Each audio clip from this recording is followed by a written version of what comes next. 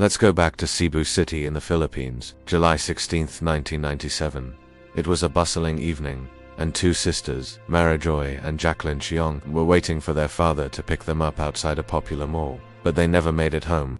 That night they vanished without a trace, kicking off one of the most controversial and heartbreaking criminal cases in Philippine history. What happened to the Chiong sisters? This is a story of mystery, a high-profile trial, and a fight for justice that continues to divide a nation even decades later. 2 days after the sisters disappeared, a horrifying discovery was made.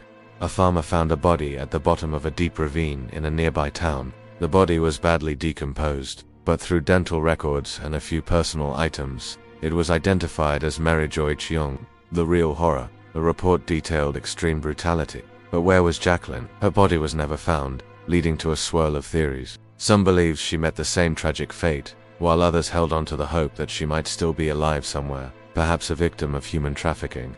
The family clung to this hope, even as the criminal investigation began to zero in on a group of young men from prominent families. The investigation led to the arrest of 7 individuals, most notably Francisco Paco Laragaga, a student with Spanish citizenship. The case exploded into a national media frenzy, dubbed the trial of the decade. The prosecution's case rested heavily on the testimony of a state witness, one of the accused who turned against the others. He provided a detailed, gruesome account of the sisters' abduction and murder, placing Paco and the others at the scene of the crime. The public was outraged, and the demand for justice was deafening. Despite the lack of physical evidence linking the accused to the crime, no DNA, no fingerprints, nothing, the court found them guilty based on the witness testimony. They were sentenced to life imprisonment, which was later controversially elevated to the death penalty. But here's where the story takes a sharp turn. Paco Laragaga and his co-accused have always maintained their innocence. Their defense was simple. It was impossible for them to have committed the crime because they weren't even there. Paco, for instance, claimed he was in Manila, hundreds of miles away, taking exams at a culinary school. He presented dozens of witnesses, including teachers and classmates, as well as photographic evidence to support his alibi. This side of the story gained international attention through the 2011 documentary Give Up Tomorrow. The film painted a picture of a flawed investigation and a trial swayed by public pressure and political influence. It highlighted inconsistencies, questioned the credibility of the state witness, and pointed out that crucial evidence from the defense was allegedly ignored by the court. To this day, the case remains a powerful example of a justice system under scrutiny. So where does the case stand now?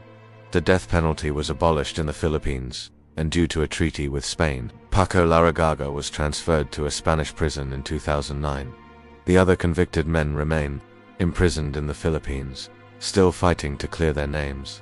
The Chiong family, however, remains firm in their belief that the right men were convicted for the brutal death of Marijoy. And the biggest question of all still lingers: what truly happened to Jacqueline Chiong?